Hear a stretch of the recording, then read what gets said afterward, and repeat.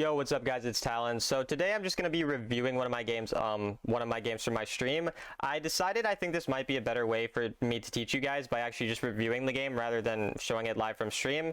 Let me know which format you prefer, and I can obviously do whatever you guys prefer, but I feel like it's easier to talk over my thought process this way. So I might be doing this in the future, we'll kind of see. So initially we're going to just talk about the top lane matchup in Camille's Fiora versus Camille. So the initial thing that I kind of wanted to point out in this matchup that I've learned as I've been playing it more recently, playing more top lane, is the main thing about this matchup is trying to get Camille to use her passive on you and then not trade with her after. And then as soon as her passive expires, you go in for another trade. So you're going to see me try to do that when I can in this matchup. The two things I'm trying to do, bait out her second ability, her W, like there. I'm trying to bait that out. And then I'm trying to get her to auto attack me so that her shield is gone. So here, I think it's pretty soon you're going to see it. I'm going to go in and I'm just going to get her to auto attack me. And it might look like a losing trade, but this means that now I can trade with her like this right after and win the trade. And it doesn't go the best, but you can see here now, again, I baited out and then I get that vital, getting a bit of the lead here. But that's the main thing I've found in this matchup so far is the way to win it, is just baiting out that auto attack and then trading with her when her passive is gone and not trading too long when her passive is up. Of course, once you get to level 5, if you guys didn't know, you can fully block Camille ultimate with your second ability. So that's kind of the main thing I'm paying attention to. So right now, though, my wave is currently not in a great spot, so I'm going for an aggressive trade with her. The reason I want to go for an aggressive trade with her is to back her off the wave. One, I think I might be able to potentially kill her. I get really greedy here. This was stupid. But I get really greedy. The main reason I want to back her off the wave and pressure her and try to get the wave under her tower is because I don't know where enemy jungle is. Now, of course, I kind of mess up the trade, and so you're going to see here it doesn't really work out too well for us. And so now we'll skip ahead till we get to the next part in the lane. Now Camille is still low and she has to back, so this gives me a few options. Since my wave is or their wave is healthier than my wave, I don't have to hit this, and then it will push into me naturally. And this means that she loses gold and minions, and I just let the lane come into me. Whenever I can get the lane to push into me as a top laner, that's usually best for me, which is exactly what I do here. You can see she's going to lose a few minions. I'm going to have the level advantage now because I got more minions than her, and so I can trade aggressively when I want. But right now, enemy jungle was topside around a minute 30. So I know that enemy jungle should be bot side now, and that's exactly where we see them now on the map. So what I want to do is keep the wave pushing into me and let it just kind of freeze under my tower. Freezing, I've made a video about wave management stuff, but freezing basically just means keeping the wave towards you. It's really that simple, just keeping it frozen in your side of the map and not allowing it to push it under their turret or anything. So even what I'm doing here, I'm trading too aggressively. I shouldn't even really be trading here because enemy jungle again is nearby. And so once again, you see the wave is crashed under my tower, but since I let the wave kind of stay under my tower and hit the minions, it basically will continue to keep the freeze because I still got to make sure that I clear that wave before the next wave comes. But as long as my wave meets that wave that's under my tower, it will cause it to obviously get stopped and will end up having my wave be closer to my tower, meaning that if Camille wants to come get any gold, she has to actually go on to me. And that's why I have like a 500 gold lead right now, even though I haven't killed her or nothing. I've just been denying her gold with the wave management currently, allowing me to get this lead, and now the wave is pushing once again. So top lane is kind of about turns, where now that the wave is pushing again, I want to minimize the amount of time that my wave is near their tower, and I want to maximize the amount of time that their wave is near my tower, basically just allowing easier gank opportunities and everything like that. And so now that my wave is like this, I either want to trade with them aggressively and then get the wave under the tower, like I'm doing here, but really my main goal should be getting the wave under the tower more so than trading. So I'm trading a bit too much here, but once again, I know enemy jungle's not here, so I'm not worried about that. The main time that you're actually worried about your wave being like this, how it is currently, is when the enemy jungler or the enemy mid laner or whatever is rotating to you. So I'm pretty fine with trading for that reason. You see I try to ignite her before she goes for the fruit because the ignite applies anti-healing, so that's kind of my main thing there. But now I am about to get Divine Sunderer, so I would like to back to get that power spike so that I can continue playing for the, winning the trades harder. And I've kind of been learning more about split pushing champions as I've played more, and I feel it's less valuable than I initially thought in higher elos to rotate as like a non-team fighting champion, like a Fiora, like a Jax, because usually these team fights end up not going super well. So getting a lead to myself is kind of what I've been valuing more lately, and kind of playing for myself. Now, if you want to play more team fighting oriented champions and rotate to the team fights, like when you're playing like Ornn or you're playing Dan or Gragas or whatever, these champions you want to rotate much more often to the dragon. But with the Fiora, I'm pretty okay with just kind of sacrificing my team and potentially they don't do well for me to get a lead, especially again on Fiora, on Jax, or anything like that. And so here you can see now the first ability of Fiora does attack turrets, if you guys didn't know. So that's kind of something to keep in mind as well. You can take turrets much faster now. You can see I got pretty much the entire turret with Demolish. Very, very beneficial here. I think I do actually get the first turret entirely because they're so distracted fighting in mid. So you can see the Camille ends up rotating while being behind to me, goes even further behind, and now for the rest of the game it's going to be very easy to 1v1 the Camille because I just have such a big lead on her. I went for Divine Sunder this game. Usually into Bruiser champions I like Divine Sunder for better survivability. Going for the plated steel caps because of course Camille is an auto attacker and does AD, so I want that extra armor. And then I'm going to go for Hullbreaker's second item. This is usually my favorite time to go Hullbreaker on Fiora's second item. If you like the Manamune build, you can go for Manamune or just go for a tier before that. I'm not currently going Manamune, but I do think Manamune Fiora is a viable build option, just not what I've currently been going. And you see we catch out the Ahri here and we end up killing her. Unfortunately, she does get the shield, but I think she still dies to my ignite there. I could have ignited her earlier and then I wouldn't have needed to use my flash, so that's a bit unfortunate. But now when my team plays around the Herald and they play around me, that's when I want to actually be in the team fight because it's very easy to rotate. So this is kind of what I've been valuing more lately on split pushers. And it's been working well for me. Definitely been working very well. And if you guys are people who believe that, you know, having a lower KDA gives you better teammates, which I don't, but if you do, playing split pushers is a great way to have a lower KDA because you're participating in less fights. You're more often going to die on side lane and kill yourself for turret or whatever. So for those reasons, if you do feel like that's how the game works, even though again I don't think it is, then hey, I mean playing split pushes is a great idea for you. Definitely just more about the turrets, more about pressuring the enemy side while they're on objectives and everything, rather than fighting and getting a lot of kills and everything. So kind of my main objective in the main times that I want to be split pushing are on when the objectives are spawning. And when objectives are spawning as a split pusher, you want to be on the opposite side of the map, because then you can draw people towards the opposite side of the map away from you into 1v1s or 1v2s, which are where champions like Fiora, like Jax, they really shine in these 1v1 scenarios. So you don't want to be in the team fights at the dragon, but using the dragon as a distraction to gain turrets to get extra gold is very, very valuable. So basically my goal, kind of similar to how I think about jungle, where I think about jungle as I want to get gold, so I'm stronger for the objectives. It's the same thing for Fiora or for any split pusher. The difference is I'm trying to get gold so that I'm strong for objectives, but so that I can split push and be strong in the 1v1 when an objective is spawning, rather than actually being strong in the objective fight. And so there's times where it's better to team fight on split pushers, and I would say the main times I want to team fight on split pushers are when my team is hard winning, because then I can kind of negate a chance of their inting. So if I am doing really well in top lane and my teammates are also doing really well, what I want to do then is match the enemy top laner. The reason I want to match the enemy top laner is because we're all stronger, so we'll probably win the fight anyways. Now think about it this way: if you're all winning and enemy has, enemy top laner rotates and they're in a 5v4 because you stay on the side lane. Well, the problem with this is mainly that obviously your team is very likely to lose the fight even if they're ahead because it's a 5v4. So now you're giving the enemy a way back into the game because they're now fighting on unequal footing on the dragon, and maybe you'll get stronger in the Baron lane and you'll get first turret or whatever, but you're more likely to lose since it was probably going to be a win had you just team fought anyways. Whereas when it's less clear about the outcome of the game, about whether or not you're going to win or lose based on how your teammates are doing, maybe your teammates aren't doing super well, maybe they're just doing okay. In those scenarios, that's when I'm going to want to typically stay and not rotate for the first objective. So you can see here 40 seconds until the objective is spawning, so I'm kind of thinking I want to be pushing the side, pressuring the side lane, so that the enemy team have to decide between fighting me and team fighting. Now because I have Hullbreaker, I'm thinking about backing here, but I don't think that I'm going to end up backing.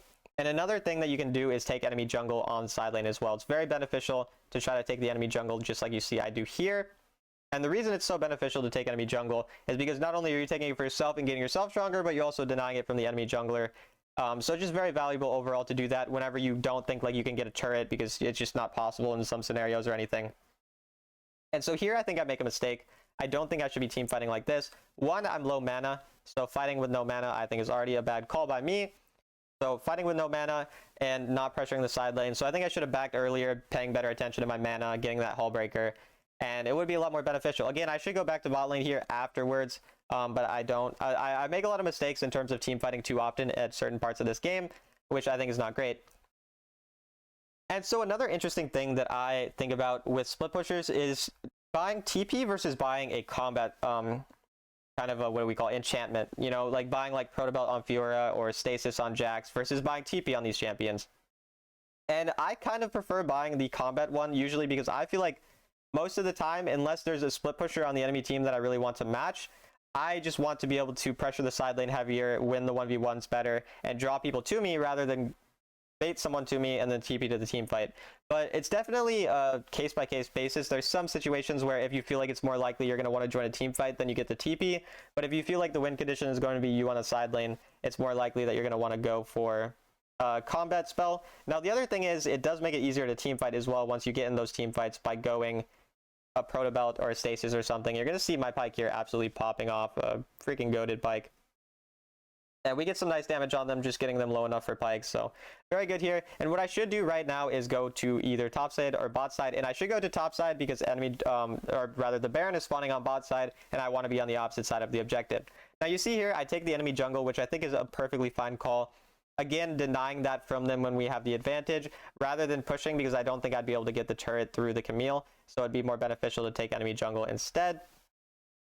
Now we look for the Camille and we blow her flash, which is great. And I do think I should probably back here now because I'm pretty low mana. So it's probably not going to be able to really like fight for too long here or anything like that. So it just makes sense to back at this point.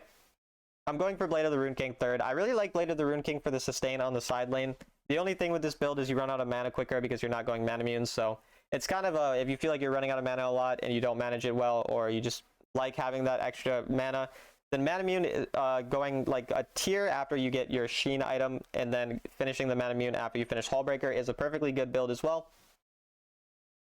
But yeah, I've kind of been liking just going Blade of the Rune King third instead. And so again, I go to a team fight I shouldn't go to. Again, another team fight in mid lane that my champion does not do well, and my champion is not a team fighter. I shouldn't be walking towards mid. What I should do is I go top side and I pressure top side so that we don't lose Baron. Because if my team is in mid lane, and they're, you know, going to fight or whatever, they still can't do the Baron if my team loses the fight if I'm pressuring the top side because they have to deal with me when I'm so strong. They can't even just send one person because usually I could 1v1 one person. But now we lose the Baron and it's not very beneficial for us because, again, I'm choosing the team fight when I shouldn't be. Of course, my teammate also, you know, my Nyla shouldn't have engaged like that. That wasn't great by them. But regardless, I could have prevented that had I just not encouraged them by being there and posturing for the team fight. So I really, in this game and a lot of these games recently that I've been playing a lot of top lane, I'm realizing I'm just team fighting too much when I'm playing these split pushers. Much better to rotate less often. Now again, the times where it's okay to rotate are usually when your teammates are already doing super well and you're you think that the enemy top, like you think that basically the fight can be changed by you being there. Now, most of the time, split pushing is better because you can just draw someone to you if your team's doing well and they'll win. And if your team's doing bad, you're probably not going to win the team fight anyway. So most of the time, it's better to stay on the side lane and just kind of win the 1v1s or draw people to you. But there are the scenarios where you're going to want to join the team fight. For example, if the dragon is spawning in like 5 seconds and you don't have a wave pushing or something like that, then it's just going to be more beneficial in those types of cases. Once again, here, you're going to see Pyke just kind of popping off. We pop the ult pretty quickly onto the Vi there, and then we predict the flash so that she has to go back over the wall, and we get the kill there. So that was pretty good. Really important thing on Fiora is understanding how to pop your ult really fast. So I would recommend, if you're learning Fiora, go into the practice tool and just practice that as much as you can. I've played a ton of Fiora. Recently, I haven't played the champion much, but I believe I've probably played 600 or 700 games of this champion over the time of Wild Rift. So again, a lot of that was like a year plus ago. I mean, some of it was like, probably like 400 or 500 of my Fiora games were like 2 years ago. So I haven't played it as much recently, but I'm getting back into top lane and Fiora and everything. So also been learning a lot of Jax lately. I'm pretty new to the Jax champion. I've probably only played 20 Jax games, but I'm planning on learning Jax more and maybe getting a Jax video out soon too. And then I plan on playing some team fighters like Renekton or Wukong, who are pretty good team fighting champions and more like focused on helping out the team. So I'm probably going to get some top lane videos of those as well. Because again, I'm working on a top lane guide, like I said. So again, pushing bot here because the objective is spawning soon. It's a very common thing. You can see I'm almost always on the opposite side of the objective, and when again, there's a lot of times where I'm making the mistake of split pushing when or rather team fighting when I should be split pushing. But you can see here, objective spawning, so I'm on the side lane. What does this do? This makes them have to choose between losing their turrets and losing the objective. So once again, Ahri comes. Ahri can't actually kill me on the side lane here, and you can see I kind of go too far, and I tried to like kill her here, but there wasn't really a way to kill her. I do get some poke onto her though. Pressure her off, and once again we get the turret. We draw the Ahri to us, who's going to be better in a team fight. Ahri is much better in a team fight than Fiora in most cases, so it would just make a lot more sense again drawing someone to me, even getting that turret, getting that extra gold, and just making it better for us overall. Now we do lose the fight anyway, and we lose the dragon. We're down 3 dragons here, so at this point we're not in a great spot, but I am extremely strong. We can see I have more gold than everyone in the game. So the main goal here is draw people to me on side lane and probably play for some type of backdoor situation. Again, using these objectives as the distractions, as we're doing always. And there's one other thing that I wanted to talk about in top lane while we're kind of waiting for anything to really happen. Again, split pushing opposite side of the objective here. And that's trying to do too much in top lane. Top lane as a role naturally has less impact because you are simply, obviously, you know, you're in top lane, you're away from people. And because of that, I think that people often suffer from trying to impact the game too hard, but you have to accept that some games in solo queue you just simply can't win. So because of that, you know, you just try to impact the game positively, but don't try to do too much. Don't try to win every team fight and split push and do everything. You know, understand your role as the top laner, and that will lead to more consistent wins overall. So you can see here now I'm poking out Camille while building up a big wave on the opposite side of the map. So everyone's distracted apart from Camille. I get Camille low enough and I'm super ahead of her, so I know that I can potentially kill her, or in this case just ignore her and go for the turret. Now you can see here we're going to look for the kill onto her when we can because she's so low. Again, the proto belt is going to help me proc my ultimate, and you're going to see here in a second we're going to go on her just like this. We're going to go for the Q flash and get her very clean there, and you can see how many people I draw. Just think about it. If I was in the team fight and Camille went in the team fight, what do you think would have happened? I think we probably would have lost the fight. We probably would have lost the fight. Camille would ult someone. Enemy team would, you know, just do whatever they do, and we would lose the 5v5. What happens instead? My team kills their jungler. I kill someone in top side. We get the inhib, and nobody gets Baron, even though my teammates, a couple of them, die. So this is just much more beneficial overall for us. And now you can see my team can pressure the Baron because enemy jungle is dead. So what do? I decide to stay topside and pressure just simply to draw someone to me. That's my only real goal here, is to distract them and make sure someone's drawn to me so that my team can hopefully get that Baron. Now I see Ahri coming for me, and that's all I wanted. So I'm not really going to try to kill her. I'm just going to, again, sit there with the Hull Breaker. And now that Kai'Sa Ahri are here, I'm just chilling, sitting back, not going too far up. If they chase me, they probably can't kill me because I have my dash, I have my proto belt. And now I'm pushing the lane again, as you can see here. And now my team gets the Baron. So that's exactly what we want. We just want my team split push, or attacking, you know, the objective as we're split pushing. And trust me, guys, I know in all elos it's not always this simple. You can't always get your teammates to do objectives while you're on the opposite side of the map. And if you feel like this is the case, I would recommend maybe just playing other champions that aren't so focused on split pushing, or maybe dueling with the jungler, or pinging it a lot. You know, pinging it a lot also works well. So, but you can see here I die on top side, but that's perfectly fine. I'm distracting while my Nilah gets the bot turret.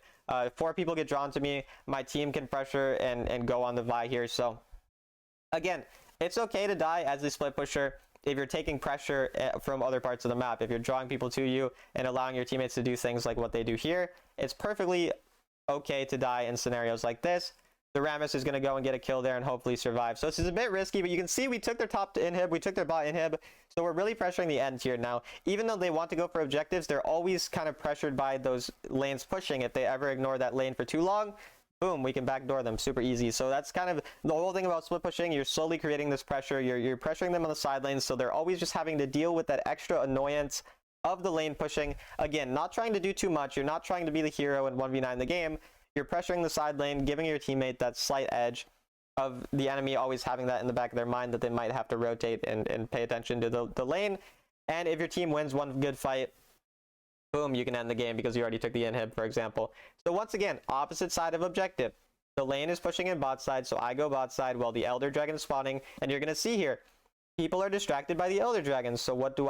I go bot lane, and there's not many people who can deal with me. So they got the Ahri with me. Ahri's not enough to stop me. They're going to have to get someone else there as well if they want to stop me here. So you can see I flash onto it. I go for the Nexus. I know Ahri probably cannot kill me, and I'm right. She can't kill me. We get the back door. Easy. I think that I got 2 or 3 back doors just today. I played for a couple hours, and I got like, I think maybe 3 back doors, at least 2. It's a common thing. These types of things, these ways to end the game.